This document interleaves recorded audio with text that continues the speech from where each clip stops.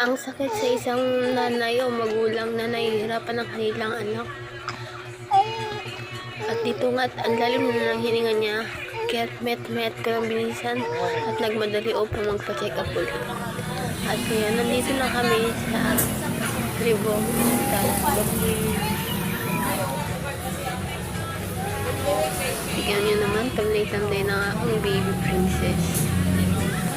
At nag-run out pa nga dito.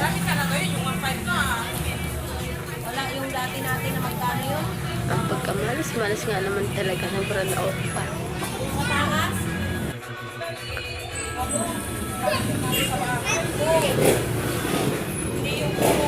Patulog na nga. At yun, bumalik na rin yung ilaw.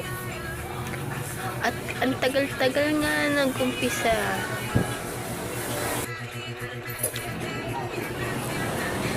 At that time, yung baby ko ay nagkukulit-kulit na umiyak-iyak na kaya nilabas ko para maaliw sa mga sasakyan. At nakatulog na nga ang aking princess. At nung nagising siya, papausukan na nga siya ulit. Hindi ko na nga pala na-video yung mga iba pang video kasi bawal cellphone sa loob.